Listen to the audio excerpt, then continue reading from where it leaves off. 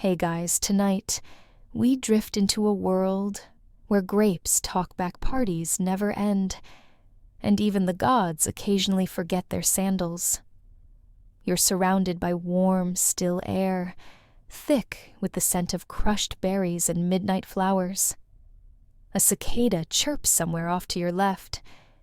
You step carefully through tall rows of grapevines, brushing the leaves with your fingertips. Each one feels soft, waxy, like it's been here for centuries watching. Fermenting, up ahead, there's a figure barefoot cloaked in leopard skin, with a wreath of ivy tangled in his curls. He's holding a goblet the size of your head and tossing grapes into the sky, as if trying to start a fruit-based rebellion against the stars. That's Dionysus, god of wine, madness, and questionable decision-making, and if you stay too long, well, you probably won't survive this party. So before you get comfortable, take a moment to like the video and subscribe, but only if you genuinely enjoy what I do here. And hey, drop your location and what time it is right now in the comments. I love seeing how far and wide we're drifting together. Now dim the lights, maybe turn on a fan for that soft background hum, and let's ease into tonight's journey together. You find yourself in a vineyard that isn't quite a vineyard.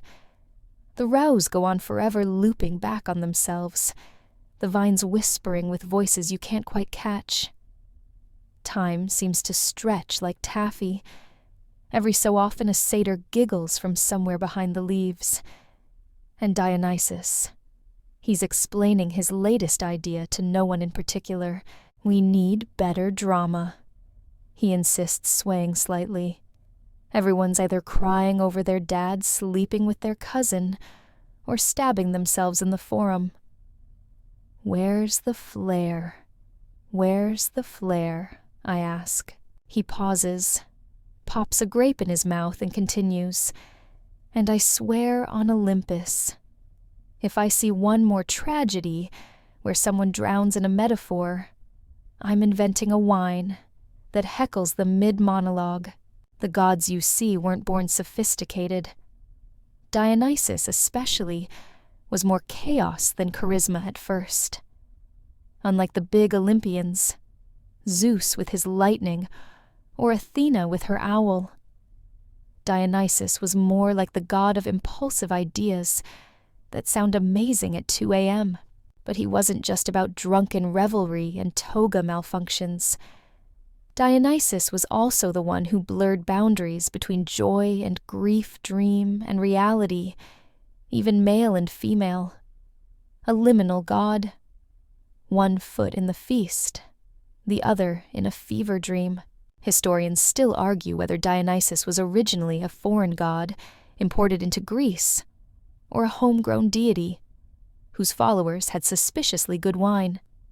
Either way, by the time he took his place on Mount Olympus, he had a cult following that made modern fan bases look tame. Think K-pop fandom, but with more ritual dismemberment. You duck under a vine heavy with plump, translucent grapes. The juice stains your fingers a deep purple, and it dawns on you, this whole vineyard feels alive, pulsing, breathing, like the plants themselves are drunk, and they sort of are, because this is no ordinary place. It's part myth, part memory, a distillation of every wild night the ancient Greeks ever imagined, and it's only going to get weirder from here. Back to Dionysus, who's now explaining the concept of an interactive beverage. He gestures wildly with his goblet. Imagine he says eyes sparkling a cup that doesn't just hold wine. It joins the conversation, tells stories, sings gossip, critiques your toga. A nymph nearby rolls her eyes. You mean like you, but more portable. He ignores her. I shall enchant it. the first truly sentient drinkware, because wine should never be lonely. This is the seed, the beginning of the idea that someday soon will lead to a cup that talks. But before we get to the miraculous mug, we have to understand the madness that made it possible. You sit down on a carved stone bench that somehow wasn't there a minute ago. The night hums. Stars blink in rhythm. Somewhere a flute begins to play itself. Dionysus dances with shadows. He's giggling again, the kind of laugh that makes you worry something's about to explode into vines or poetry. And sure enough, with a snap of his fingers, a wine jar nearby lifts itself into the air and does a wobbly little bow. It doesn't speak yet, but the magic's beginning. Dionysus wasn't always this relaxed. His life began with a lot of chaos, and not the cool, controlled kind. He was twice born stitched into his father's thigh, raised in exile, hunted by jealous gods, and followed by people who saw visions in olive oil, a mainstream historical fact. The Greeks genuinely held public festivals in his name, called the Dionysia, which featured competitive performances and free-flowing wine. This wasn't just fun and games. It shaped Greek theater and even influenced democracy. Somehow, wine and civic duty got blended into the same amphora, a quirkier detail. Some cult rituals involved dressing in fawn skins, running into the woods, and screaming until your voice broke from the ecstasy. You know, as one does, when worshipping a divine enabler of chaos. And while historians still argue whether Dionysus was ever truly accepted by the starchy Olympians, there's no denying he threw the best parties. The kind that end with someone turning into a tree, and nobody questioning it until morning. Your eyelids start to droop. Not from boredom, but from the overwhelming softness of this night. The rhythm of distant drums, the heady smell of fermented fruit. Dionysus is still talking mostly to himself now. Maybe the cup can tell riddles he muses, or sing tavern songs backward, or whisper compliments that sound slightly insulting. You chuckle under your breath. He hears you. You get it, he says, pointing at you with a wine-soaked finger. You get it. The world needs more cups that talk back. And so with a hiccup and a flourish, the god begins his most absurd invention, yet not a monster, not a miracle, but a wine cup with opinions. You follow Dionysus deeper into the vineyard, which now appears to be rearranging itself for dramatic effect. The vines part just enough to reveal a soft, glowing trail of crushed petals and grape skins. You step carefully barefoot the squish underfoot, like walking across a jam-covered carpet at a music festival. Dionysus, still barefoot, still shirtless, glides backward through the leaves, beckoning you with the come-hither waggle of a man who's either about to share divine wisdom or challenge you to a limbo contest. Before the wine, before the theater, before the talking cup, he says with a theatrical sigh, there was this. He gestures to himself. Not the grown version. This is now baby Dionysus, swaddled in lightning-flecked fabric, blinking up from a cradle made of gold and mist. You blink too, because a literal god baby just appeared on a grapevine hammock, like he's starring in a mythological diaper commercial. And here's where things get weird, or weirder. See, Dionysus had a rough start. His mother, Semele, was mortal, and Zeus, the god of storms and poor impulse control, fell in love with her. Naturally, Hera, Zeus's very much not mortal wife, didn't take that well. She convinced Semele to ask Zeus to reveal his true godly form, which he did. Big mistake. Humans can't handle the raw, cosmic energy of divine form. Semele vaporized instantly like an ant under a divine magnifying glass. It's not subtle. mainstream historical fact. The Greeks loved gods with chaotic birth stories. This one's particularly dramatic. Semele dies, but Zeus saves the unborn baby by sewing him into his own thigh. Yes, thigh. No womb, no problem. Just a heavily muscled man-leg nursery, so Dionysus is born twice. First from Semele, then from Zeus's thigh. Which technically makes him the original thigh gap influencer.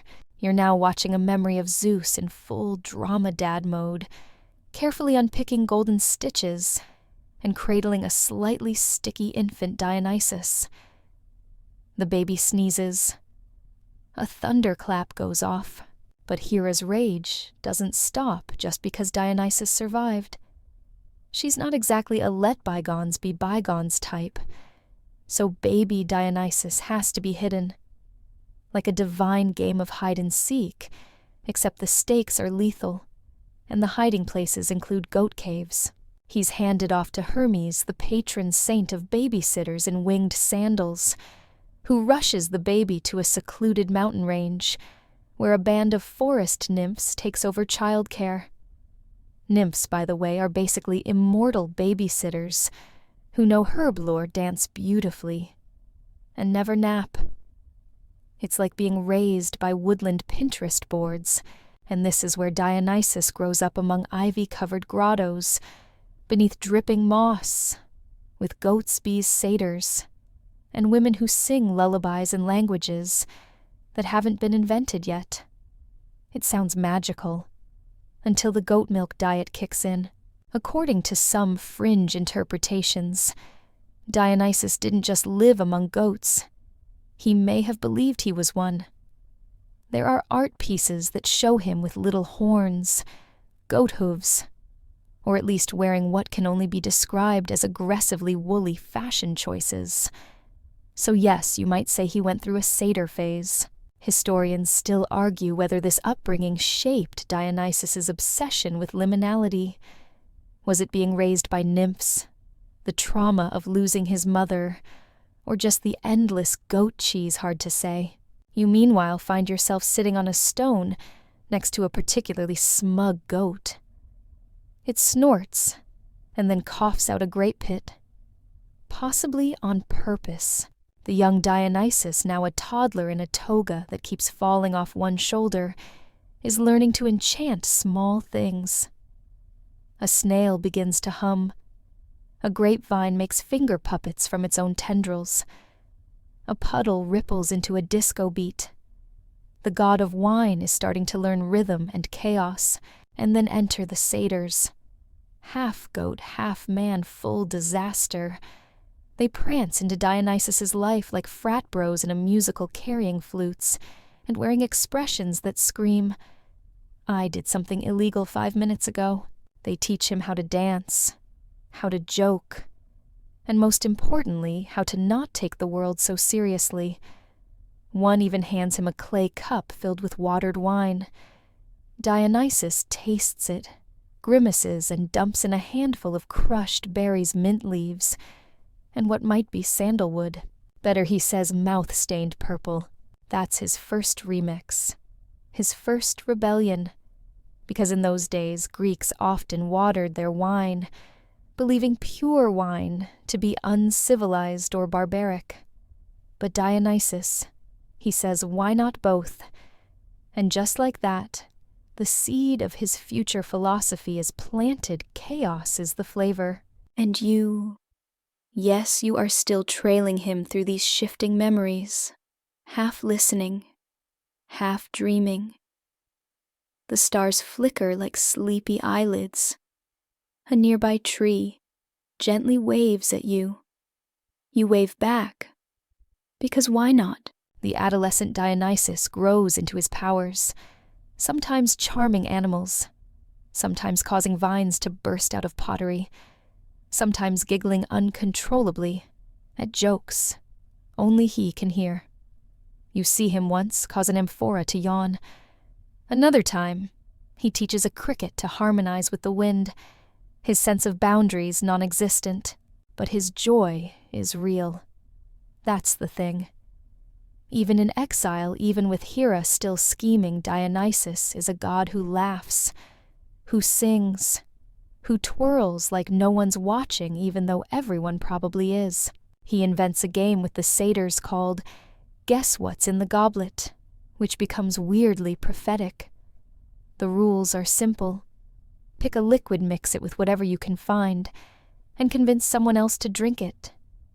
You spot a satyr gagging on a mouthful of fig mustard wine, and honestly, you can't blame him. A satyr once described Dionysus like this: "He's the only god who never asks you to bow. He just hands you a drink and says, 'Want to forget what hurts?' And maybe that's why mortals loved him." He wasn't lofty. He didn't sit on a cloud and hurl judgments. He got down in the dirt. He made mistakes. He drank too much. He laughed too loud. And when the world felt like too much, he made it feel like too little. Your eyelids flutter.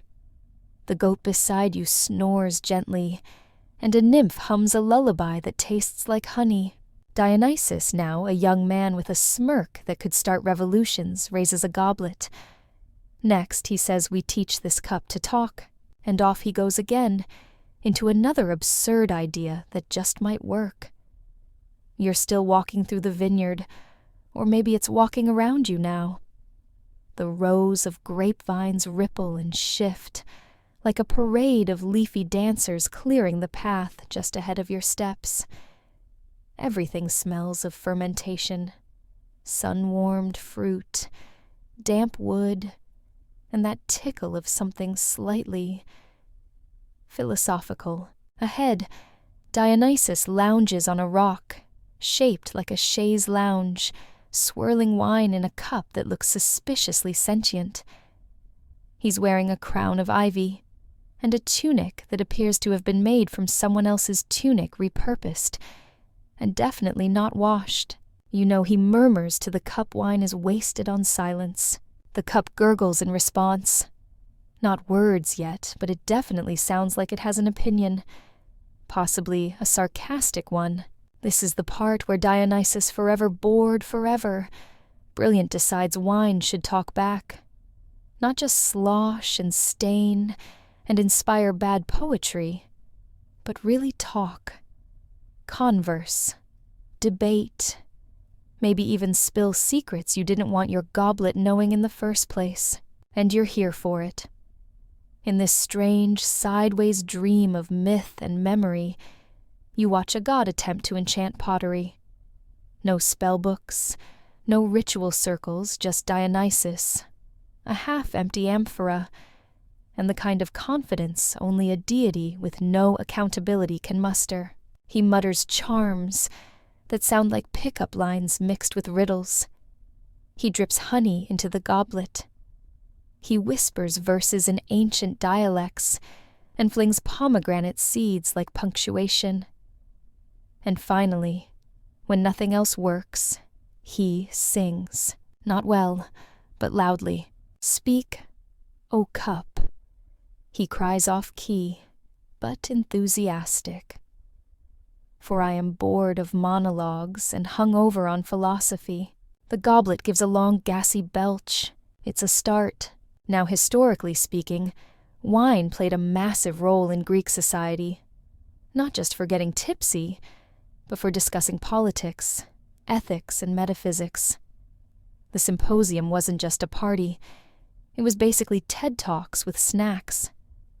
Plato wrote entire philosophical dialogues, set during wine-fueled banquets, because clearly nothing says know thyself, like debating justice with grape stains on your toga. But here's a fringe tidbit. Some lesser-known Greek cults believed fermented liquids carried the voices of nature spirits. They would listen to bubbling fermentation, interpreting the noises as messages, which, depending on how long you've been drinking, makes a disturbing amount of sense. Historians still argue whether these beliefs were metaphorical or if someone genuinely thought the wine was giving them life advice. But Dionysus, He takes it literally. Of course he does. Every drop of wine, he says now, cupping his creation with affection, has a memory. A whisper, a complaint, a flirtation. You lean in listening with him, the goblet having digested the magical nonsense Dionysus infused into it, suddenly burbles a clear word. Again, Dionysus gasps like a theater kid hearing their name from backstage. It speaks. Poorly, the cup adds sloshing wine dramatically. What was that last note? You sounded like a goat in labor. The god squeals in delight. You're perfect. The cup coughs. You're barefoot. And thus begins one of the most bizarre partnerships in mythology. A party god and his sentient sidekick, made of clay and sass. The talking wine cup. You follow them now through a grove heavy with shadows and fireflies. Dionysus is explaining sarcasm to the cup, which seems to already understand it far too well. It's throwing shade at a passing satyr's fashion choices and muttering critiques of Dionysus's latest song lyrics. Why give it a voice, you ask aloud, unsure whether anyone's listening. Dionysus hears you anyway. He turns and says, because someone needs to challenge the mortals. They listen to priests, to kings, to each other, but never to their drinks. Let the cup speak. Let it call out the liars. Let it mock the pompous. Let it heckle the philosophers. The cup gurgles, especially the philosophers, and here's where things get meta. The talking wine cup isn't just a funny sidekick. Dionysus intends for it to be a mirror, a moral compass soaked in Merlot, a truth-teller in terracotta. At least that's the goal. Whether or not it works out, well, you'll see. They test the cup on a few unlucky satyrs. One tries to impress it with poetry. The cup hurls a grape at his forehead. Another offers it cheese. The cup demands crackers. A third tries to toast it. It responds by reciting a bawdy limerick, involving a nymph, a lyre, and a very confused tortoise. You can't help but laugh. And in that moment the cup turns to you and says, "You have nice ears." It's unclear whether it's complimenting your appearance or trying to make you self-conscious. Either way, it works. Later that night, they all gather in a clearing beneath a fig tree strung with glowing lanterns. Dionysus, the cup, and a gaggle of drunken woodland creatures hold what can only be described as the first open mic night in mythological history. The satyrs tell riddles. The nymphs sing duets with owls. One elderly dryad reads a love letter she wrote to a mountain. But it's the cup that steals the show. With each sip, it gets more clever, more articulate, more opinionated. Aristotle, it slurs at one point, was a poser. Plato, at least, committed to the bit. Philosophy is just thinking with an accent it quips next sloshing dramatically. The crowd howls with laughter. Even the trees seem to chuckle, their branches twitching in the warm night breeze. This is Dionysus's favorite kind of success. Not war, not conquest, but joy, chaos, the gentle unmaking of order in the name of feeling alive. A historian might look at this and mutter something about anthropomorphism, Dionysian symbolism, or ritual theater. But you're just here wrapped in starlight and vine-scented dreams, listening to a cup complain about foot odor. You stretch out on a woven mat of moss and ivy. The air is thick with laughter wine and distant flute notes. Dionysus hums softly, head tilted to the stars. Next he murmurs, "We teach it to gossip." You shudder, not from cold, but from the anticipation that this cup, now capable of wit, might soon have opinions. And in this vineyard of dreams, you're too sleepy to resist. You're still here, still drifting, though now the air is warmer, a little headier, like you're inhaling the scent of fermented stories instead of oxygen. The vineyard has melted into a dim, torchlit amphitheater, the kind where even the marble seats look like they've had one too many. A satyr hands you a laurel wreath and an amphora with your name scrawled on it in surprisingly neat grape juice, and in the center of it all stands Dionysus, dramatically backlit, wearing a toga that looks like it was borrowed from a particularly expressive opera singer. He raises the talking wine cup above his head, like a newborn lion cub. Tonight, he shouts, his voice echoing off the pillars. We birth an art form. The cup burps loudly. Do I get royalties? Welcome to the first ever performance, sponsored by Dionysus's enchanted drinkware. It's not just a party anymore. It's theater. In ancient Greece, Dionysus wasn't merely the god of wine. He was the sacred patron of drama, of masks, monologues and melodrama so intense it made modern soap operas look like politely written haikus. And tonight, you get to witness the chaos of its first rehearsal, which predictably is also a mess. The performers are satyrs nymphs, and a goat that refuses to stick to the script. The script, incidentally, is just the word feel scribbled on a fig leaf. Dionysus doesn't mind. Emotion, he cries. Intensity. Tragedy. But also throw in a fart joke. The cup resting on a pedestal shaped like a tiny chariot offers commentary throughout the production. Think Shakespeare meets a sarcastic podcast co-host.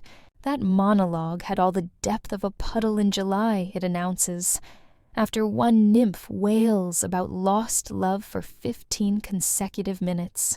The audience, a blend of mortals, immortals, and confused woodland creatures, cheers.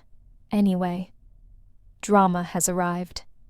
Theater, the kind that pulls your insides out and flings them against the stars, is born from chaos, clumsiness, and a cup that just called the lead actor emotionally beige. Mainstream historical fact. The City Dionysia Festival in Athens was a real enormous event where playwrights like Sophocles and Euripides premiered their tragedies and comedies. Entire cities shut down for the occasion. People wept in the streets over fictional characters. It was basically Coachella, but with more masks and fewer influencers. But fringe mythology whispers something else, that in the earliest festivals, performers would enter a trance, sometimes through wine, sometimes through dance, and become vessels for divine madness. The drama didn't just entertain, it possessed. You watch as a satyr throws himself into a monologue so intense, he knocks over a table, a tree, and a small god of minor inconveniences. Dionysus laughs so hard he drops a pomegranate, which the talking cup immediately critiques. You've had 2,000 years to learn coordination, it says. Try harder. Dionysus raises an eyebrow. You're one grape away from being turned into a punch bowl. The cup snorts. Try me. And this perhaps is the real genius of the talking wine cup. It doesn't flatter. It doesn't submit. It challenges. It heckles. And somehow it becomes part of the performance. After a while, you realize the actors aren't just speaking to the audience. They're speaking to the cup, seeking its approval, its validation, like moody actors longing for a good review in the godly version of the Athenian times. This is theater as Dionysus intended sacred chaos. A divine mirror, cracked just enough to show you your own absurdity. And you love it. You're laughing even as your chest tightens from the heartbreak of a satyr's improvised soliloquy about loving a cloud. Even the goat seems moved. The cup, meanwhile, has discovered sarcasm and philosophy. It begins quoting bits of Heraclitus between critiques. Everything flows, it sighs. But your scene partner was more of a trickle. The satyrs groan. One throws a fig at it. The fig bounces off harmlessly and is immediately eaten by a squirrel. With excellent comedic timing, Dionysus claps wildly. Perfect tragedy needs laughter. Comedy needs tragedy. The boundaries are meaningless. Historians still argue whether the Greek concept of catharsis, emotional cleansing through tragedy, was spiritual, psychological, or just a side effect of watching sweaty actors shout on stone stages for 6 hours. But here, in this mythical amphitheater, with a sentient goblet on commentary duty, you understand it completely. You feel lighter. Like the performance, however ridiculous, has massaged your soul into a looser shape. Eventually, the production ends with a literal bang as a firework goes off from someone's elbow. The crowd howls. The goat bows. The talking wine cup hums Ode to Joy in a suspiciously off-key tone. Dionysus takes a deep, satisfied breath. I call it theater. You should call it You Forgot Your Lines. The cup mutters. No one corrects anyone. Because in this world, perfection is boring. The flaw is the point. You collapse on a stone bench that hugs your spine, like it's been waiting centuries just for you. Dionysus twirls in place, then flops beside you. You see he says pouring more wine into the cup. It's not about the story. It's about feeling. The ache. The laughter. The awkward pauses. The cup burps again. You're just mad you forgot your own closing line. Dionysus grins. I'll invent a new one. And you realize something. This cup, this talking, grumbling, wine-soaked piece of pottery is the perfect critic. Not because it knows everything, but because it says everything. Theater wasn't born from silence. It was born from noise, from conflict, from a divine desire to express, to explore, to laugh and cry, and stumble gloriously through it all. And Dionysus, he was never just the god of wine. He was the god of expression, of drama, of finding truth at the bottom of a cup that never shuts up. You smile. The torchlight flickers. A soft flute plays itself in the distance. Tomorrow, Dionysus murmurs, we teach it to flirt. The cup gasps. With whom?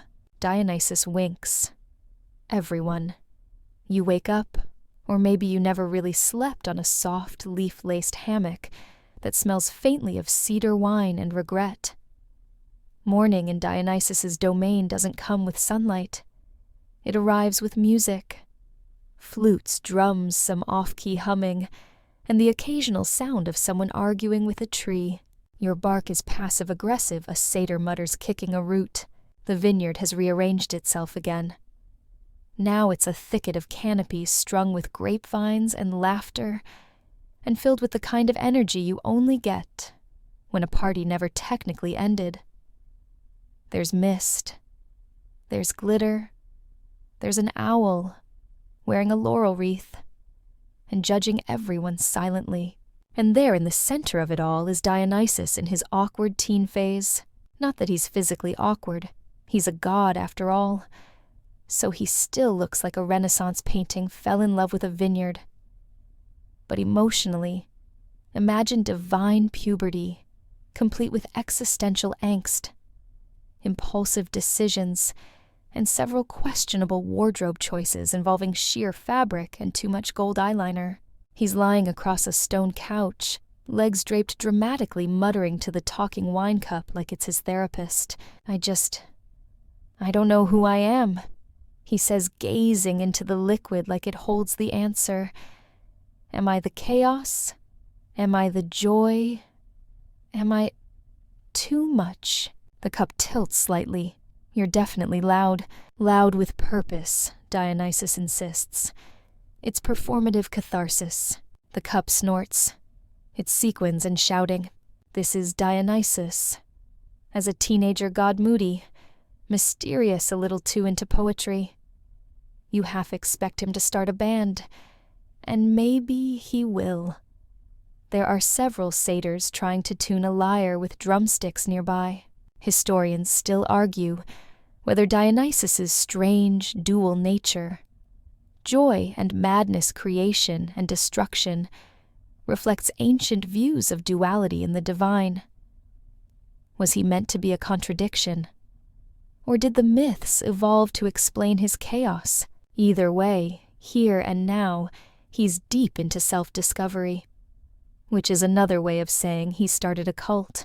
You watch as Dionysus gathers a group of mortals, nymphs, and whoever else happens to be lying around. They form a loose circle around him, all swaying slightly, like plants caught in a breeze of pure emotion. I offer freedom. He announces, arms wide. Freedom from rules, from shame, from the tyranny of linear thought. Someone cheers. Someone else takes their pants off. A third person throws a fig in the air and screams, "Yes, God." This is how the cult begins. Not with fire and brimstone, but with dancing and drumming, and the vague promise of becoming your truest self, while also possibly turning into a shrub. Mainstream historical fact. Dionysian cults, especially those involving the Maenads, his female followers, were real. These rites involved ecstatic dancing, wine-fueled trances, and a suspension of societal norms. Women who had limited power in daily life could, in these rituals, become wild, unbound, powerful. And here, in this myth dream, you see it happen. A group of Maenads swirl like wind-blown petals, shrieking laughter, their eyes bright with joy, and maybe just a touch of madness. One lifts a tambourine and slams it against her own hips so hard, the sound makes the trees wince. But Dionysus, he's glowing, not just with power, but with validation. He needs this. Their adoration, their chaos, the freedom of letting go. He invents a new dance. It involves twirling, yelling something about olives, and collapsing dramatically into a pile of pillows. The followers replicate it perfectly.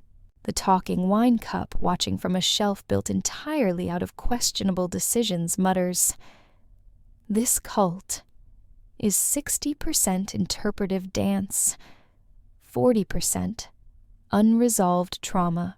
You sit near the edge of the gathering. The tambourines pulse like heartbeats. Someone's chanting in a language you don't know, but somehow understand. Dionysus locks eyes with you, then lifts his cup in your direction, to the blurry line between sense and nonsense. He drinks. The cup yells, "Refill me, coward." You laugh, because this is hilarious, but also deeply human. The need to belong, to shed layers of identity until all that's left is feeling, movement, connection. There's something sacred in the absurdity. You're pulled to your feet by a satyr with rhythm and too many bracelets. You spin, stumble, spin again. The world dissolves into color and drum beats. Dionysus claps his hands, and the firelight responds with a burst of violet flames. And just when you think the night, or maybe morning, can't get stranger, Dionysus declares a contest.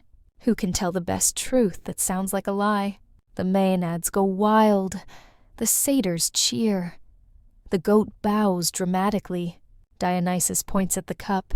You go first. The talking wine cup clears its imaginary throat and says, "Once Hera tried to curse me by turning my contents into vinegar, but I tricked her by giving myself a cork. That cork is now on display at a museum for bitter goddesses." Silence. Then roaring laughter. Dionysus wipes a tear from his eye. You win. You lie back on a mossy couch that sighs when you sit on it, The vines above you sway in applause. The stars faint, flickering, seem to whisper the name of every guest who ever stumbled into this divine rave. And Dionysus, he's quieter now. The god, the cult leader. The moody adolescent is tired. The laughter softens into a hum. The tambourines rest. Even the cup falls silent, though it's still somehow smirking. You exhale slowly. Maybe the cult won't last forever. Maybe Dionysus will change again, more joy, more drama, more confusion. But this moment, this perfect and unhinged sliver of time is yours. And it's glorious. The fire's embers glow low now, painting the clearing in amber light, as if someone spilled honey across the stars. You're stretched out under a grapevine canopy that whispers lullabies only plants know. Somewhere close by, a flute plays itself again off-tempo, but with passion. Dionysus is pacing barefoot, half-dressed, and fully annoyed. "I hate boats," he declares, then immediately steps onto one. It's a modest vessel, wood weathered by sea salt and misfortune. The sail flaps lazily despite the absence of wind. A few confused mortals stand aboard, trying to look casual, while clearly failing to recognize that the drunk man in leopard skin they've just kidnapped is actually a god. You squint. Yep, pirates. This is a tale as old as myth mortals, making bad decisions around divine beings. You'd think they'd learn by now. Don't steal from goddesses. Don't challenge Zeus to a lightning duel. And absolutely do not abduct Dionysus unless you enjoy being turned into aquatic mammals. Mainstream historical fact. Ancient Greek pirates were a real problem. The Mediterranean was crawling with them, looting cargo, capturing slaves, and generally being the sea's equivalent of drunk raccoons with boats. The Greeks even developed specific naval strategies to combat them. But crucially, those strategies never included kidnapping gods. The ship creaks as it pulls away from the shore. Dionysus lounges on a crate of stolen wine amphorae, pretending to nap. He's humming to himself and muttering about sea breezes' revenge and the disappointing state of pirate fashion. The pirates, meanwhile, are congratulating themselves. "Looks rich," one says. "Probably royalty," another adds. "Or very committed to a weird theater troupe," a third suggests. Dionysus opens one eye. "You forgot rule number 1. They pause, which is, don't kidnap someone who brought his own special effects. The air changes. It thickens. Clouds gather, yes. Even in this myth dream clouds. Obey Dionysus. The wood beneath your feet begins to ripple like it's breathing. And the wine, it bubbles. The pirates glance at each other nervously. Is the wine supposed to do that? Dionysus smiles. Nope. Vines begin to sprout. Yes, vines on the boat. Curling up from the deck, threading around the mast, braiding through the rigging like ivy possessed. The pirates panic. One draws a sword, then immediately drops it when it's swallowed by a grape leaf. "I warned you," Dionysus says, rising to his full height. His voice is soft, but somehow also echoing. Now it's your turn to transform. And here comes the punchline dolphins. One by one, the pirates leap overboard, shrieking in terror. But instead of splashing into the water and drowning their bodies, shimmer twist and reshape. Flippers, beaks, shiny gray skin. They're not men anymore. They're dolphins. You watch them dive beneath the waves, now graceful and free, arguably having the best glow-up in Greek myth history. One even does a little flip. Dionysus dusts off his hands. Honestly, I made them better. The ship now mostly made of vines, and bad decisions gently sails itself back to shore. You hop off before it dissolves into grape jam. Historians still argue whether this myth was meant to be moral, symbolic, or just funny. Was it a tale of divine justice, a warning to respect hospitality, or just a clever way of explaining why dolphins seem so annoyingly cheerful? Fringe scholars have suggested that the dolphin transformation links Dionysus to older sea gods, symbols of rebirth, fluid identity, and weirdly sentient mammals. It's never been confirmed. But after seeing one of the newly aquatic pirates wave at you with a flipper, you're inclined to believe something divine happened back on land. Dionysus is doing what Dionysus always does after chaos throwing a party. It's smaller this time. Just a handful of satyrs, some clapping nymphs, and the talking wine cup who is deeply unimpressed. You let them off easy, it says, swishing its contents. Dolphins. Really, that's barely a punishment. They'll never forget Dionysus replies, plucking a fig from a tree. Every time they jump, they'll remember who made them. The cup grumbles. I'd have turned them into decorative teapots. You sit beside them, plucking sea salt from your eyebrows. The cup offers you a sip. It tastes like pear regret and a hint of peppermint. Dionysus leans back and watches the horizon. That's the thing about me, he murmurs. I don't kill people. I change them. You raise an eyebrow. Always for the better. He grins. That's debatable. And maybe that's the point. Dionysus doesn't just punish. He rewrites. He remixes. Whether it's pirates or theater or reality itself, he takes what is and says, "But what if we twirled it?" The talking wine cup hums pleased. So what's next? Dionysus stretches, cracking his neck. I've been thinking, maybe I should teach the cup to sing. The cup shrieks. Absolutely not. You lie back watching the clouds form grapevine shapes. The ocean whispers like a lullaby. Somewhere out at sea, dolphins leap through the surf, possibly cursing in pirate accents, and the god of wine madness, an inconvenient truth, hums to himself, already planning the next twist in this ever-spiraling tale. Night again, or something like it.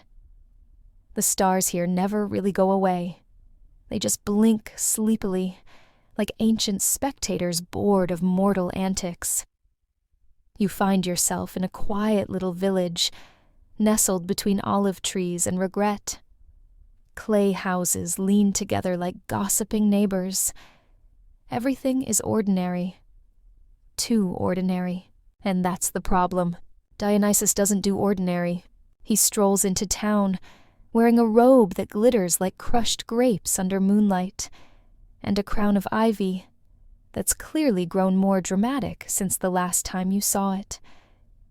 At his side, the talking wine cup glides along on a saucer, like it has a personal vendetta against sidewalks. They arrive during the village's annual harvest festival, which, if we're being honest, is a bit dull. The music is polite. The wine is watered down. The dancing resembles a rehearsal for walking in slightly curved lines. Dionysus watches in horror. What is this, a celebration or a punishment? A farmer offers him a fig.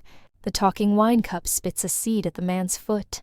This wine tastes like regret and rainwater, the cup mutters. I've seen grapes cry better than this. And this is where it begins. The god of wine, of madness, of vibe disruption, decides to fix the festival. At first, it's subtle. A few vines creeping up the poles holding lanterns. The drums get faster. The tambourines start playing themselves. Someone's laurel wreath starts to bloom mid-song. But then the real Dionysian madness creeps in. The air shifts. The wine grows bolder, sharper, like it has opinions. The villagers begin to dance, not the stiff sway they're used to, but wild primal movements, pulled from somewhere deeper. They laugh. They cry. One man climbs a tree and sings a love song to the moon, and the cup, it starts gossiping, loudly. Did you know Demetrios waters his vines with bath water? Alkia fakes her oracle dreams. Someone's been stealing figs from the temple. The crowd gasps, then cheers, because that's the thing, Dionysus doesn't just stir wine. He stirs truth. He uncorks what's been bottled. Secrets, emotions, repressed desires. They all come gushing out like overfilled amphorae on a summer day. Mainstream historical fact. In real-life ancient Greece festivals like the Anthesteria were dedicated to Dionysus and involved not just drinking, but also ritual processions, masked performances, and even invitations to the dead to join the revelry. It was believed that for a few days, boundaries between gods and mortals, living and dead, got deliciously blurry. And in this village, you can feel that blurring. A child talks to the spirit of her grandmother through a vine-covered doorway. An old man claims he's dancing with his youth. And honestly, he might be. But not everyone's thrilled. The town elders, all bearded and beetle-browed, step forward red-faced and trembling. "This is heresy," one shouts. "Indecency," cries another. "My arthritis is acting up," adds a third, unhelpfully. Dionysus just sips from the cup and raises an eyebrow. "You think this is chaos?" he asks, voice silky. He clicks his fingers, and ivy explodes across the square. The lanterns burst into soft purple fire. The well in the center of town overflows not with water, but with spiced wine. The villagers cheer. The elders scream. One falls into a wine barrel and emerges 10 minutes later, proclaiming himself a seer of cheese. Dionysus smiles. Now that's more like it. Historians still argue whether myths like these were meant as cautionary tales or celebratory ones. Did Dionysus bring joy or madness, salvation or destruction? The answer is yes, because for some the festival is liberation. But for others, it's terrifying. Take the woman who always prided herself on poise. She dances until her hair comes loose, her dress tears, and her laughter cracks the shell of the person she pretended to be. In the morning, she'll either feel reborn or completely lost, and that's what Dionysus does. He doesn't fix you. He undoes you. The talking wine cup announces this to the crowd. You're all compost for your own rebirth. Let it rot. Let it bloom. You'd roll your eyes if it didn't weirdly make sense. As dawn approaches, the village is transformed. Some of the houses are covered in vines. One is literally singing. People are asleep in trees, or snuggled on grape-filled hay bales, or whispering secrets into flower petals, like it's a normal thing to do. And in the square, Dionysus sits cross-legged beside a very drunk goat sipping from his cup. Will they remember this, you ask? He shrugs. Parts of it. The wine will exaggerate the rest. The cup snickers. I'll remind them later. He gestures around him. They needed this. Their roots were rotting. I just shook the pot. You think of all the things this village buried, all the griefs and shames and desires they bottled up. Dionysus didn't invent them. He just poured them out. You lie down in a bed of moss that giggles when you settle in. The stars above are swirling slowly now, like they've had just enough wine to loosen their constellations. The last thing you hear before sleep steals you away is the talking wine cup, whispering something obscene to a passing owl. It hoots indignantly. By now you've stopped questioning the logic of this dream world. You've seen mortals become dolphins, nymphs debate theater criticism, and a wine cup that somehow knows the private lives of half the Greek countryside. So when Dionysus claps his hands and declares, "I've done it, I've enchanted the first truly sentient wine cup," you don't even flinch.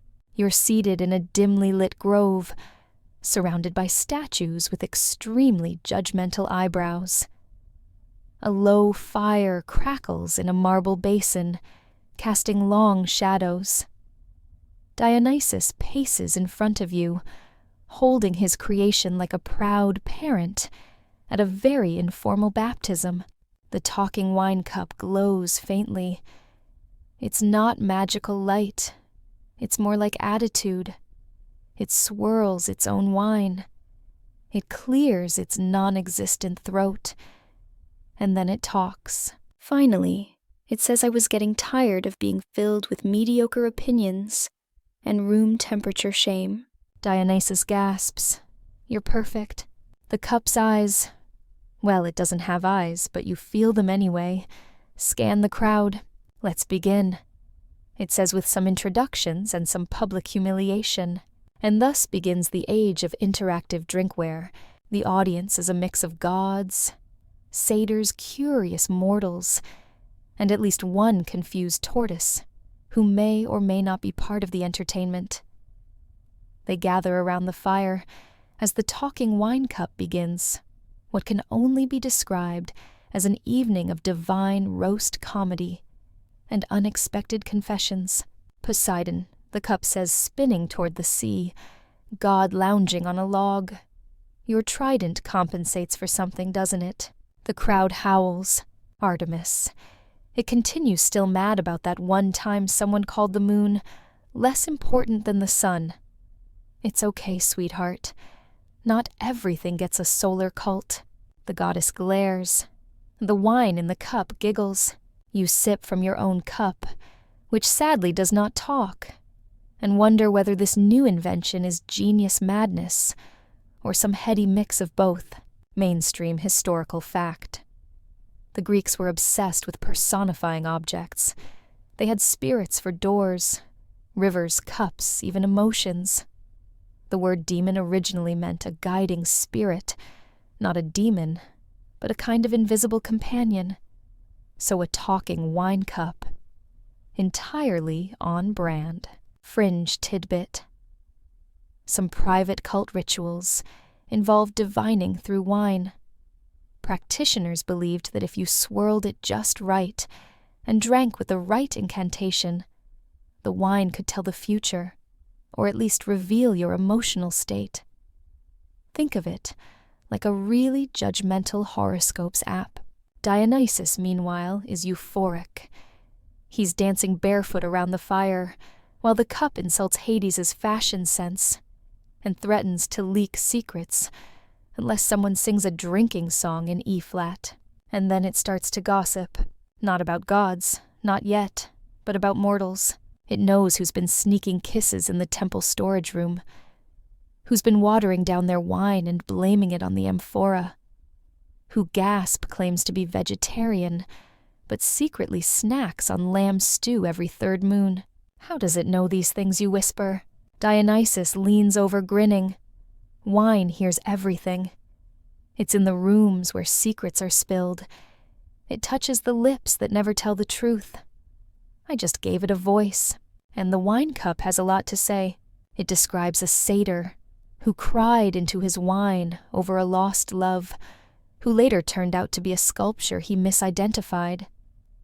It recounts the story of a vineyard owner who faked a Dionysian vision just to get out of paying taxes. It even claims someone once tried to marry it during a particularly confusing equinox. The satyrs are in stitches. The nymphs are living for the drama. Even Apollo, sun god of structure and order, chuckles once before, immediately looking guilty about it. Historians still argue whether mythological objects like this talking cup were meant as metaphors or narrative devices. Was the cup real, in a mythic sense, or just a stand-in for conscience, the voice inside you that won't shut up after your fourth goblet of truth juice? But here, in this mythic grove, there's no metaphor. The cup exists. It talks. It gossips. It flirts. It criticizes. It demands better cheese pairings. You've never seen anything like it. By midnight, the crowd is enthralled. They hang on every syllable, not because the cup is always right, but because it's always watching. It declares one mortal too smug for his own sandals. It tells another that confessing to loving olives, that much might be a red flag. It even accuses Dionysus of over-accessorizing. He bows. I accept your feedback. You may pour yourself. And the cup does. It levitates tips slightly and refills itself with wine that smells like spiced plum and ambition. You sit there wrapped in vine-patterned blankets, sipping and listening. The fire pops. The trees lean in closer. The sky itself seems to hush, and the talking wine cup whispers into the night. Drink deeply, speak clearly, and remember, I remember everything. You shiver, not from fear, but from the realization that in a world full of lies and masks, a cup with no lips may be the only one telling the truth. Morning arrives disguised as twilight, soft, golden, slow to commit. You're lying in a hammock, strung between two fig trees, and the air smells like dew-damp stone, citrus blossoms, and leftover scandal. Somewhere nearby, someone's playing a lyre that's slightly out of tune and slightly in love. Dionysus isn't in sight, but the talking wine cup, front and center, perched atop a smooth column like it's royalty. Around it sits a small crowd, sleepy satyrs, gossipy nymphs, and a mortal couple who definitely did not arrive together, but are now sharing a cushion, like it's not already causing whispers, which naturally is what today is about gossip. The cup clears its non-existent throat and begins, "Welcome, children of drama." Today's stories are juicy, unconfirmed, and wildly embellished. You're welcome, and off it goes. You're not sure how it knows what it knows, but it knows. Things it shouldn't. Things that echo uncomfortably with truth. Things like, remember the hero who claimed he slew 100 bandits? He cried during a thunderstorm because a frog startled him. The crowd howls, or the priestess who vowed celibacy to protect her divine power. Her power seems very fond of the stable boy. A nymph gasps. She told me she had visions. The cup swirls its wine. Maybe she saw him shirtless. You sip your drink, which may or may not be judging you back, and settle in. The gossip flows like a river after spring rains. The cup talks about satyrs who cheat at drinking games, vineyard owners who dilute their harvests with beet juice, and a well-known demigod who apparently once tried to seduce a dryad by comparing her to a pomegranate, and not even a ripe one, the cup adds. The mainstream historical fact. In ancient Greece, gossip wasn't just idle talk, it was often a tool of community regulation. In tightly knit cities, everyone knew everyone else's business. Shame, rumor, and reputation played powerful roles in maintaining social norms. You might not have laws against certain behavior, but you definitely had consequences whispered at the market stall. The cup, it seems, operates under the same logic, but with style. Its tone fluctuates from sarcastic to dramatic to whisper-soft confessional. It paces its delivery like a master storyteller, pausing at just the right moments for effect. Someone here, it says slyly, once pretended to be possessed by a god just to get out of a dinner party. The god in question is present. Awkward. You glance around. Dionysus appearing out of nowhere like a trick of the light smirks. I said I forgave them. I didn't say I forgot. The cup giggles. You watch the group react not with anger, but with delight. There's an art to this, a sacred balance of ridicule and reverence. No one is humiliated, just exposed.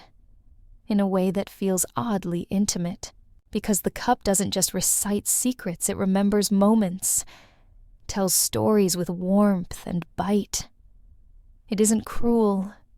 It's just deeply invested in keeping everyone honest. Do you remember?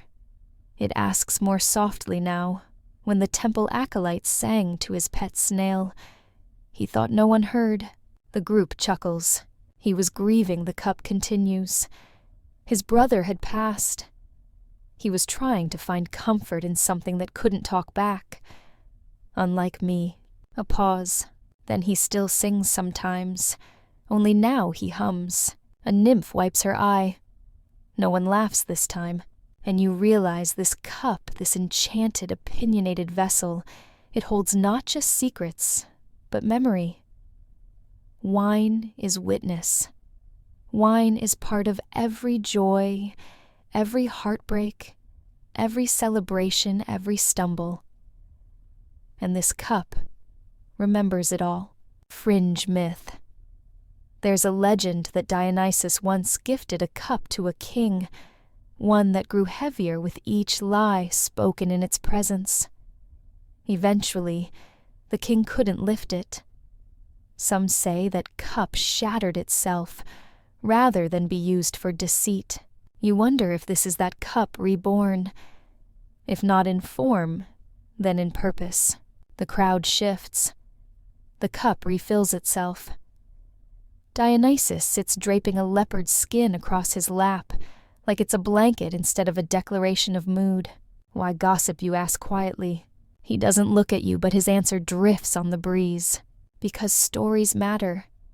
Even the petty ones. They remind us who we are, who we pretend to be, who we've been, who we might become. Besides, truth tastes better when aged in scandal. The cup toasts in agreement to truths you almost confessed. The fire crackles. A satyr leans over and mutters, "Do you think it'll talk about us next?" You shrug. It already is. The cup turns toward you both. "Oh, don't worry. I've saved plenty of material." You lie back again, not afraid, but curious. The cup doesn't threaten. It unveils. It makes vulnerability theatrical. Dionysus doesn't mind. He thrives on the blur, between comedy and confession, between laughter and laceration. The cup leans forward slightly, voice dropping low. Someone here, it whispers, still writes love poems they never send. On papyrus, with glitter ink, a satyr gasps and hides behind a tree. Dionysus grins. That's adorable. The cup adds, "They're not bad poems either." And that's the twist. The cup doesn't just expose flaws. It celebrates them, turns them into chorus and cackle. Nobody escapes, but nobody is destroyed. You exhale. It's terrifying, yes, but maybe this is freedom. To be known completely, to be flawed publicly, and still be held by the moment. Because in Dionysus's world, perfection is boring. Secrets ferment. And truth makes the best toast.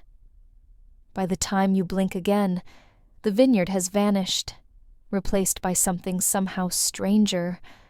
Marble columns, scrolls scattered like leaves, and rows of people with opinions. Welcome to Athens. Not myth, Athens. Dionysus's Athens. Which means everything is louder, brighter, and vaguely sticky with wine. You're in the middle of an assembly, some kind of impromptu open forum. There's a raised stone platform where philosophers and merchants stand gesturing wildly. Overhead grapevines drape like theatrical curtains. And at the center of it, all seated in a carved pedestal that looks suspiciously throne-like, is the talking wine cup. Next topic, it declares voice clear, and far too smug for a beverage container, is mead taxation, and the moral rot of double bookkeeping. Someone groans, someone else claps. Dionysus leans against a column, picking his teeth with a laurel twig. I just wanted to see if they'd take advice from a cup. Spoiler, they do. The cup has become an advisor to mortals in politics. And it's thriving. You learn that the cup now regularly attends public debates, symposia, and council meetings. Not by invitation, but no one dares ask it to leave. Because the cup knows things about everyone. It's already helped pass 3 resolutions, 1 tax reform, and once prevented a duel by quoting both parties' love letters to the same nymph. Mainstream historical fact. In ancient Athens, political debate wasn't confined to stuffy halls. It happened at banquets markets, even over jugs of diluted wine at the symposium. Philosophy, law, and scandal were stirred into the same amphora. This cup. It just removes the middleman and speaks for the wine itself. The cup interrupts a particularly heated argument between a fishmonger and a philosopher. With gentlemen, you're both wrong. But only one of you smells like trout. Please sit down. The crowd roars. Fringe, tidbit. There's an obscure account, probably apocryphal, of a priest who claimed a relic spoke during temple councils, changing the course of political votes. Scholars dismiss it as metaphor. But here, with this cup commanding civic space and insulting magistrates with grace, you start to wonder if the myth had roots. Dionysus watches it all with the lazy pride of someone who gave the world a chaos machine and now just wants a front-row seat. Do they know it's enchanted, you ask? He shrugs. They don't care.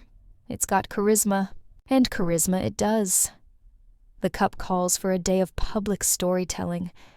It proposes a cap on olive oil fraud. It demands better music in the agora. And in a moment of sheer Dionysian glory, it suggests that taxes be calculated via riddle contests. Someone agrees. Out loud, with applause, you start to notice something even more ridiculous: the cup's poll numbers. Someone has scribbled them onto a cracked tablet. It's polling higher than several elected officials. One woman's wearing a pin that says, "My governor is a goblet." Dionysus chuckles. I'm not worried. It's unelectable. Has no fingers. The cup glares. I'd run for office just to ban lukewarm wine, which is exactly how it begins. A group of over-enthusiastic students start collecting signatures. Satyrs write campaign songs. A flock of doves is trained somehow to fly in the shape of the cup's silhouette. The talking wine cup doesn't seek power, but power loves a story. And this is a great story. An enchanted goblet becomes a civic institution. People bring it questions. They tell it secrets. They ask it whether their cousin's marriage was cursed or just poorly planned. And the cup, it always answers. You're all insane, mutters an old scribe. You're just mad I outquoted Aristotle, the cup replies. And he is. Dionysus meanders through the agora, slipping coins into musicians' pockets, whispering nonsense into oracles' ears. He's the invisible current behind the cup's rise, not controlling it, just enjoying it. Historians still argue whether the real power in ancient Athens was in the law or in the story. What people believed often mattered more than what they could prove. And Dionysus, master of blurred lines, has handed the people an object that does both. The cup begins issuing edicts, not binding but popular. All grapes are created delicious. No party should start before sunset, unless it's a tragedy. Any political figure who cannot rhyme should wear quieter sandals. You lie back against a pile of scrolls and olives, laughing quietly. This should not work. And yet it does. People feel seen by the cup. Heard. Mocked, yes, but also remembered. A child asks, "Are you a god?" The cup pauses. I'm just thirsty truth in a better vessel. The crowd cheers. And then in a final act of absurd civic grandeur, the cup declares a public holiday. Let there be a day for mischief, it says, for wrong turns, for failed recipes and misunderstood lyrics. Let people dance badly and love openly. And let every toast end with to chaos. You exhale. Dionysus winks. That's governance. And somehow, it is. Because in a world full of rigid rules and marble-thin patience, sometimes all you need is something ridiculous to remind you what matters. Truth, joy, wine that heckles back. The cup swirls. Next on the docket, therapy. You're reclining on a sun-warmed rock, shaped suspiciously like a chaise lounge, digesting the fact that a wine cup nearly became the head of state. Across from you, the cup itself is engaged in what appears to be an emotional spiral. Am I too much, it asks, swirling its wine, like it's trying to find answers in the sediment. A satyr pats it gently with the back of a fig leaf. You're just passionate. I'm judgmental, the cup snaps. I called an oracle's vision predictably vague. She cried for 3 days. Dionysus lounges nearby chewing on grapes and not offering help. She needed the tears. It's called exfoliating the soul. But the cup is clearly in a mood, a god-tier mood. And so, with the dramatic flair of someone who once insulted Zeus's taste in sandals, and meant it, the cup declares I need clarity. And just like that, you're on the road to Delphi. Yes, that Delphi, the mist-covered cliffside sanctuary, where Pythia the oracle communes with divine wisdom via incense trance and occasional riddles that could apply equally to war or an overcooked stew. You arrive to find the oracle already waiting. She doesn't look surprised. Of course not. She's seen weirder. Probably. Who seeks truth? She asks, voice echoing unnaturally. Dionysus points at the cup, the dish with the issues. The cup hops forward on its saucer. I'm tired of being the joke, the jester, the gossip receptacle. I want purpose, meaning, maybe a book deal. The oracle gestures for silence. A breeze stirs. The air thickens with the scent of burnt laurel and mystery. The cup goes still. Then from deep in the cavern a moan, not ominous, just tired. Like truth itself was taking a nap and got woken up too early. The oracle dips her fingers into a bowl of wine, non-sentient, you note, and begins to murmur. You were made to speak, she says, but not just to others. You must speak to yourself. The cup gurgles. That's vague, she continues. Mockery without introspection is just noise. Mainstream historical fact. The oracle at Delphi was a real institution. Women selected as priestesses would inhale vapors, possibly ethylene gas from nearby geological vents, and enter trances to deliver cryptic messages interpreted by temple priests. Leaders and commoners alike traveled from across Greece to ask questions, ranging from war to whether they should plant more chickpeas. Fringe interpretation. Some believe the oracle wasn't just channeling Apollo, but performing a ritualized group therapy session, disguised as prophecy. People heard what they needed to hear, dressed up in the ambiguity of divine truth. And today, that includes a wine cup. The cup wobbles. What if my sarcasm is just a shield? The oracle nods slowly. What if your sass is just your soul trying to scream through grape juice? The cup gasps. I am the message. The oracle says nothing. Because when your client is an enchanted beverage holder, having a breakthrough silence is professional. You lean over to Dionysus. Did you plan this? He shrugs. Therapy's just drama pointed inward. And now the cup is fully spiraling. It confesses to insecurities, how it's afraid it'll chip, or worse, become irrelevant. How sometimes it misses the simplicity of just being a cup, a vessel, before it knew what mortals thought of each other, before it had opinions. I used to hold wine, it murmurs. Now I hold grudges. The oracle's eyes soften. Maybe you can hold both. The breeze returns. The smell of sage and self-awareness lingers. Historians still argue whether mythic objects like this one, animated, burdened with awareness, were metaphors for humanity's growing relationship with its tools, its symbols. But here, the cup is not metaphor. It is mid-crisis. You all sit quietly for a moment. Even Dionysus is uncharacteristically still. And then, the cup, in a voice quieter than you've ever heard it, says, "I want to listen. More than I speak." The oracle smiles. Progress. The group descends from Delphi in silence. No declarations. No snark. Just the wind, the crunch of sandals on dust, and the occasional awkward throat clearing from the cup as it processes centuries of emotional baggage. Later, around a fire that smells like honey and pine needles, Dionysus refills the cup without a word. It swirls slowly. "I'm going to try asking questions," it says. Like an interviewer, you joke. Like a friend, it replies. And that's how the next phase begins. The cup reinvents itself not just as a truth teller, but as a truth inviter. It doesn't just reveal. It asks. And listens. Its first question is for you. What's one thing you've never said out loud, but always wished someone could hear?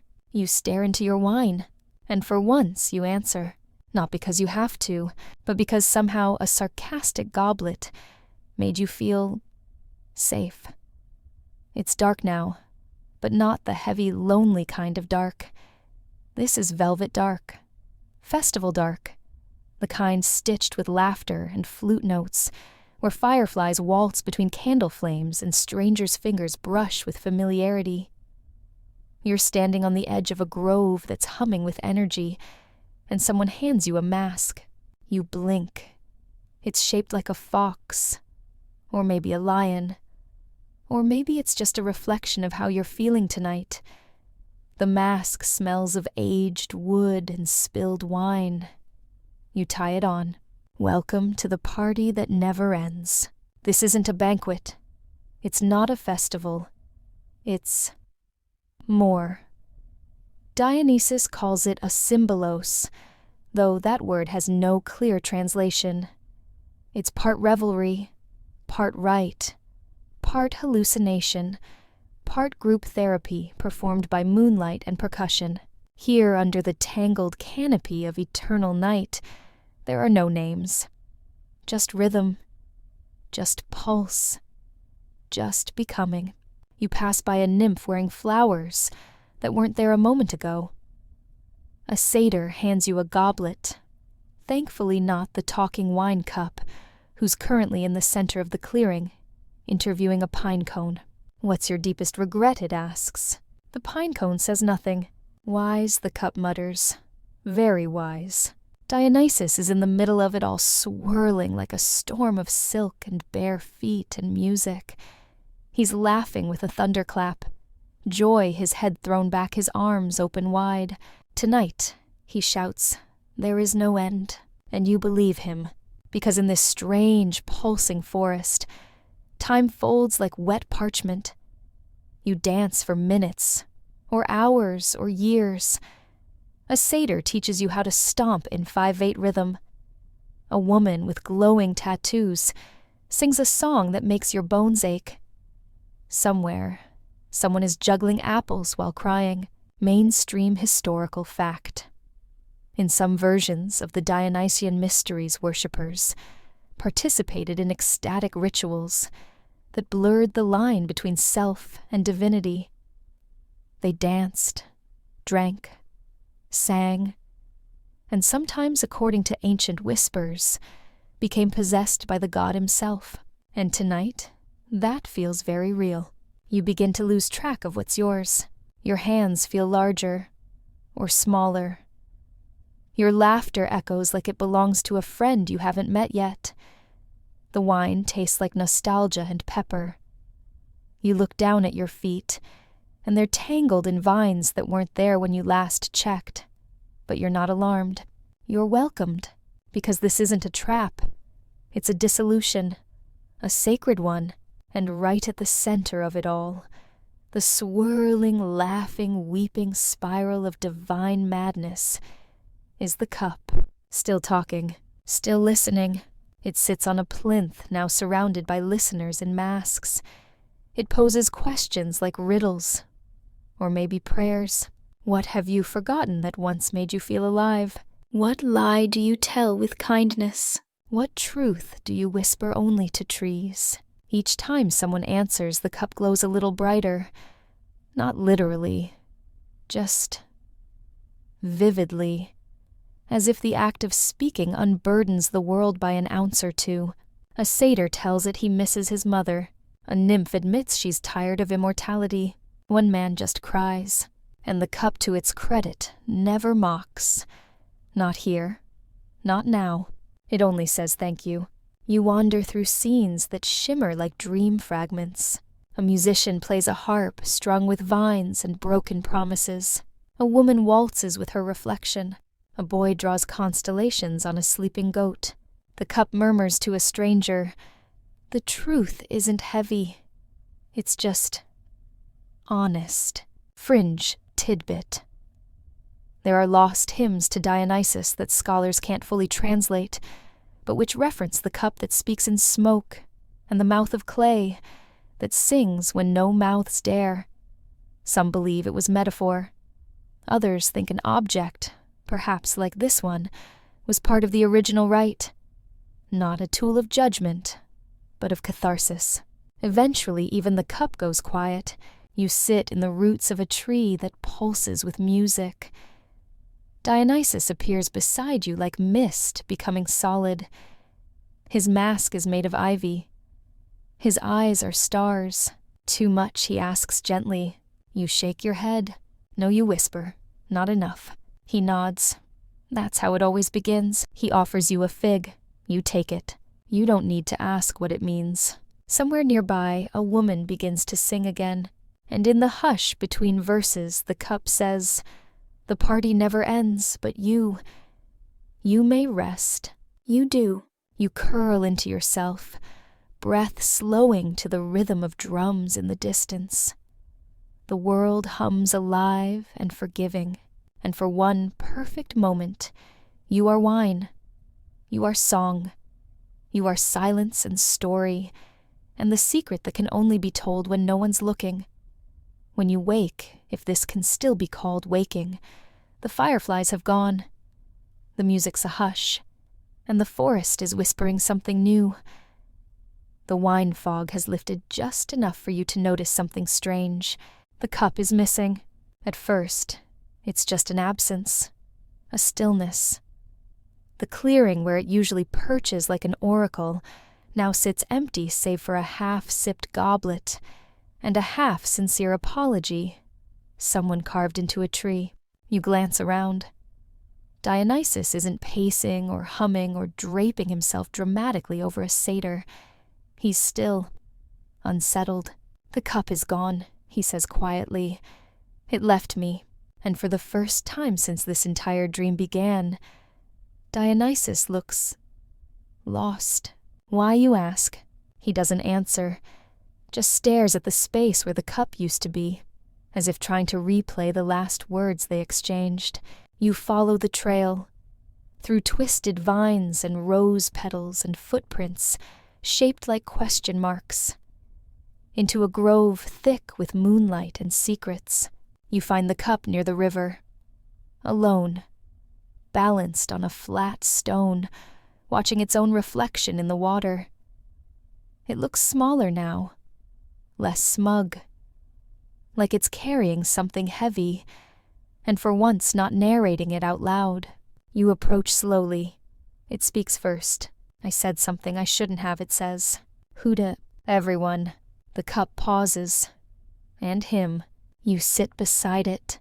I told the story of how Dionysus once begged Hera to forgive him, how he cried when no one followed his cult in a city of skeptics, how he cursed a vineyard with sourness for 30 years because someone told him his laughter was too shrill. It swirls itself. I told it for the laughs, for the applause. Mainstream historical fact. Dionysus wasn't always beloved. Some cities rejected his worship. Some mocked his rituals. Plays like the Bacchae depict what happens when a god of passion is scorned, madness, tragedy, transformation. His wrath was rarely violent, but always personal. Fringe tidbit. A handful of Orphic texts describe Dionysus, not just as god of joy, but as a wounded god, one who was torn apart and reborn, who carried grief like perfume behind his ear. That may be why his followers loved him so deeply. He wasn't perfect. He was real. The cup ripples. I forgot he's a god who feels. I thought I was just telling stories. But they weren't mine to tell. You glance up. Dionysus is standing at the edge of the grove, barefoot, watching. Not with anger, but with something older, softer. Disappointment, maybe. Or just recognition.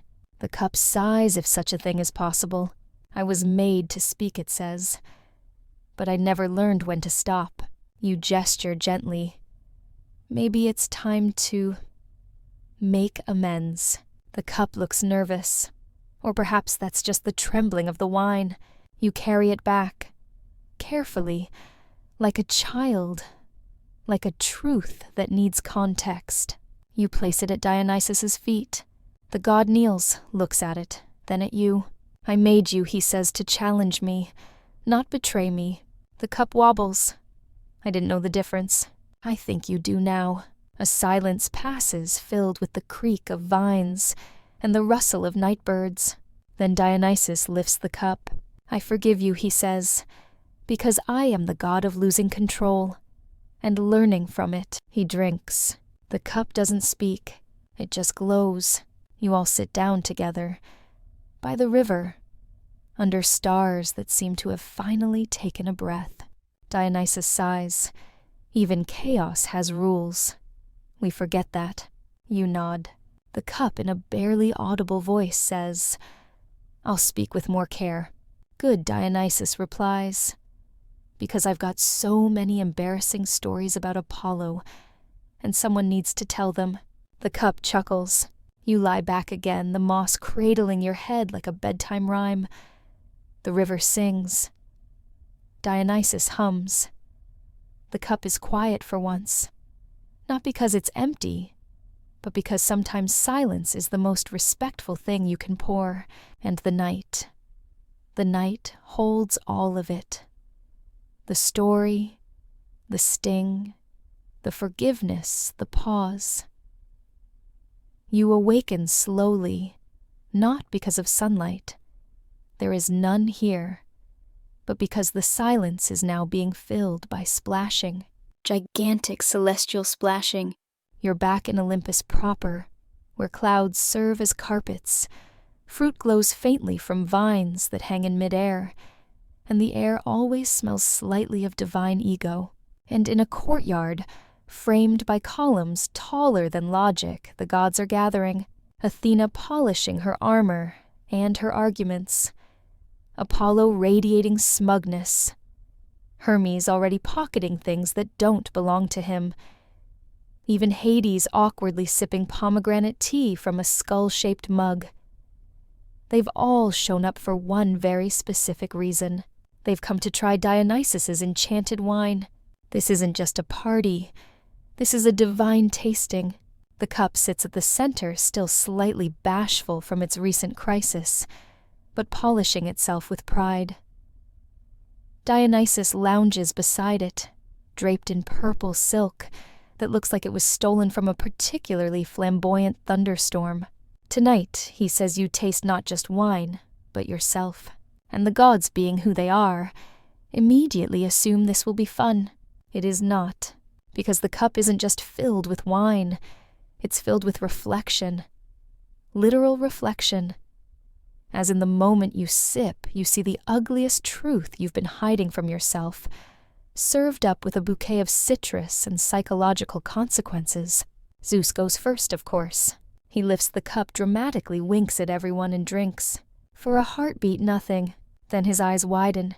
He hiccups, and then very quietly, he says, "I miss being worshipped unconditionally." Apollo chokes. Athena drops her scroll. Hermes claps slowly. That the cup says gently was brave. Zeus grumbles something about trial batches and wanders off toward a thundercloud, with his dignity slightly singed. Next comes Aphrodite. She sips, pauses, then blushes. "I want to be loved for something other than beauty," she admits, voice small. Silence, then soft applause. The cup is changing. It's no longer mocking. It's mirroring. It doesn't spit or sass. It invites. Dionysus leans over to you. Turns out the cup didn't need to be louder, just deeper. Mainstream historical fact. Greek gods weren't flawless. Their myths were full of pettiness, passion, insecurity. They lied, fought, cheated, wept. The ancient Greeks saw their deities not as unreachable ideals, but as reflections divine, yes, but also profoundly human. The cup is proving the point. Poseidon sips and mutters, "Sometimes I envy mortals." They die, knowing it ends. Athena stares at her wine, then drinks, and finally whispers, "I pretend logic is enough. But I long for something that makes me feel." Even Hermes, mischievous and always masked in grin, takes a sip. His smile falters. "I steal 'cause I don't think I deserve anything. You're frozen. These are gods, invincible, petty, immortal, and now honest." Historians still argue whether myths about divine flaws were meant to teach, entertain, or control. But tonight, you see it clearly. These stories exist because truth needs a costume. A little magic, a little wine, and sometimes a talking cup, and then it's Hades' turn. He hesitates, sips. The moment lingers like dusk. "I wish someone," he says slowly, "would visit me without fear, and that hurts in a way you didn't expect." Even Dionysus is still. The cup says nothing, just glows a little, like a firefly that heard something sacred. Then the unexpected. The cup turns to Dionysus. "Your turn," it says. The god blinks. "Excuse me. You made me. You drank from me, but you've never... Let me see." The gods murmur. Even the columns lean in slightly. Dionysus swallows. He lifts the cup, sips, and slowly his laughter fades. "I hide behind chaos," he says, "because I'm afraid that without it I'm nothing." Silence. Not shame. Just breath. You exhale too, because there it is. The truth. Naked, gently laid on the table like an offering. And the gods, to their credit, do not mock. Aphrodite nods. Hermes sighs. Zeus, shocking everyone, pats Dionysus on the shoulder. The cup hums. This is what it was made for. Not ridicule, not gossip, but release. And perhaps in its sass and scandal it had forgotten. But tonight it remembers. So do you. Because maybe the most divine thing about wine isn't its taste. It's that it lets you speak what you didn't know was trapped inside. And then it forgives you. You're back in the vineyard now. Not the chaotic, shape-shifting dreamscape it once was, but something calmer, older, as if the world has exhaled. The vines sway gently in the wind, heavy with ripe fruit. Bees drift from blossom to blossom, like they're on holiday. And the talking wine cup rests on a stone pedestal in the center of it all, retired, not discarded, not silenced, just resting. Dionysus kneels beside it barefoot in the dirt hair, tousled by the breeze. No wreath, no glitter, just a god and his creation sharing a rare moment of stillness. You approach. The cup doesn't speak. It doesn't need to. You can feel the stories it holds in the way the air vibrates around it. Laughter, confessions, songs, secrets whispered between friends. All of it stored like vintage memory inside glazed ceramic. It has earned its silence. Dionysus strokes the rim of the cup like he's saying goodbye to a friend. Everything he murmurs has its season, even noise. Mainstream historical fact. The Greeks believed in apotheosis, transformation, transcendence, that a mortal could become divine, that an object, if revered enough, could cross into myth. And maybe, just maybe, a talking wine cup that helped gods cry might deserve such elevation. Fringe theory. One obscure myth fragment claims that Dionysus once wept into a vessel, so often it learned to answer. Scholars assume metaphor. But now, you know better. The cup isn't broken. It's full. Full of the world. Full of truths most vessels never dared to carry. You sit beside Dionysus. He pours a final sip not into the cup, but into the soil. A libation. Thank you, he says, for the noise, for the laughter, for the mirror. The cup twitches once, a soft ripple, then stills, and the vines grow gently around its pedestal, not overtaking, just embracing. As if the vineyard itself wants to keep it company. The god rises, dusts off his hands. That's it then, he says. The cup stays. The wine flows. The world spins. You walk with him side by side through the vineyard. There's no performance now. No masks. Just rustling leaves and the crunch of soil underfoot. A breeze carries the faintest scent of crushed thyme and old toasts. What now, you ask? He smiles. We forget. Then we remember. Then we forget again. You pass an olive tree that wasn't there yesterday. A fig that hums gently as you walk by. A grapevine with one golden leaf pulsing like a heartbeat. And in the distance somewhere, you can't quite see laughter begins to rise. Because even though the cup is silent, the stories remain. In you, in Dionysus, in the leaves, in the night. So now, let your shoulders soften. Let the echoes of laughter and truth slowly dissolve into the quiet hum around you. That distant music. It's not gone. Just sleeping beneath the roots, waiting for another story, another voice brave enough to speak. You've walked alongside gods tonight, danced with nymphs, sipped from a cup that knew too much and learned to listen. And whether it was all a dream or something older and deeper than memory, it changed you. Feel the softness in the air, the weight lifting from your chest, the vineyard behind your eyes blooming even now in the quiet corners of your mind. You can leave your mask here. Fold it gently. Lay it among the moss and old grape leaves. Take only what you need. A fragment of myth. A smile you didn't know was waiting. The comfort of knowing that even chaos can be kind.